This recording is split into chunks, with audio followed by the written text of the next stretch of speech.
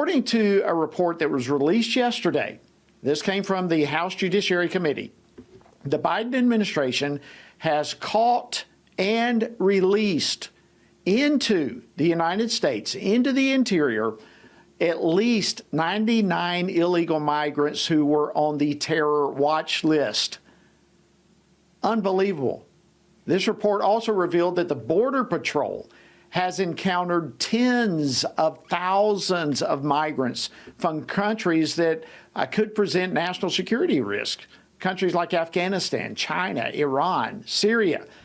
And by the way, these numbers don't even include the more than 2 million individuals that got away who are now somewhere in the United States. I was actually on a Codell on the border, and the day before I was there, 4 of these individuals from these countries that are highly suspicious, 4 individuals were caught right there under our nose. Well, joining me now to discuss all of this is Tom McClintock, a great member of Congress. He's a chairman, among other things, of the Subcommittee on Immigration, Integrity, Security, and Enforcement. Congressman McClintock, welcome to Washington Watch. Great to have you. Oh, it's great to see you, Jody. Well, it's great to see you again. Miss you, but thank you for coming on the program here with us. All right, tell us about this report. You're right in the thick of it there on the Judiciary Committee.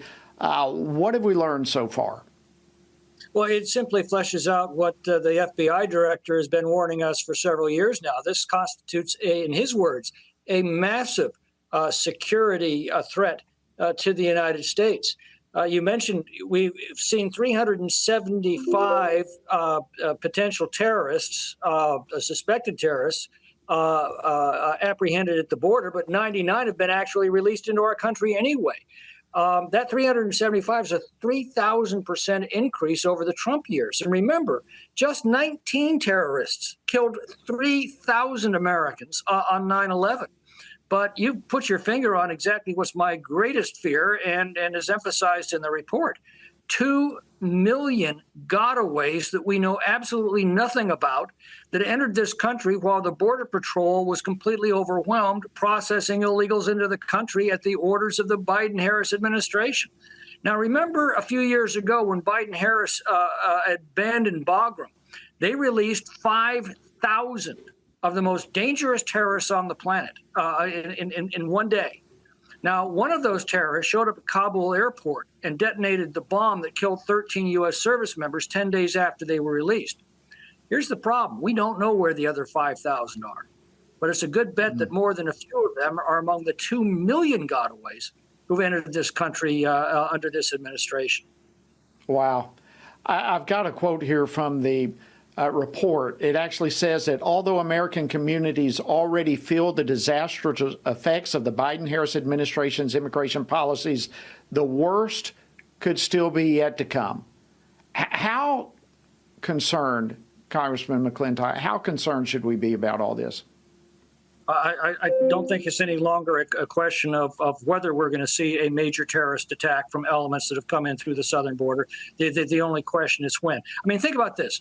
Under this administration, all you've got to do is flag down a Border Patrol officer. You're virtually guaranteed of admittance into our country. You have free ride anywhere you want to go, free snacks, free clothes, free medical care, free meals, free legal assistance, free cell phones, free housing. Within 6 months, you get work authorization. And when your case comes up years from now and you're ordered deported, the administration won't enforce that order. So under those circumstances, why would anybody want to evade the Border Patrol? Well, 2 million have gone out of their way to enter this country without signing up with the Border Patrol. And the only reason I can think of is that they're hiding a criminal record or they intend to commit crimes in this country. And that's what keeps me awake at night. We don't know, but it's coming. Well, it keeps a lot of us awake. Last question for you, Congressman Tom McClintock. How should not only this current administration be handling this for the safety of the American people, but we're about to see a future administration. So how should any administration in the White House be dealing with this? Well, that's the good news. We know how to secure the border because we did it under the Trump administration. Under the same laws we have today, Donald Trump secured that border. On Inauguration Day, our border was secure. Phony asylum claims had been cut to a trickle. The border wall was nearing completion, and we were actually enforcing court-ordered deportations. The Border Patrol was able to focus its attention on stopping of potential terrorists very effectively. All of those policies were rescinded by Joe Biden and Kamala Harris on the very first day they took power.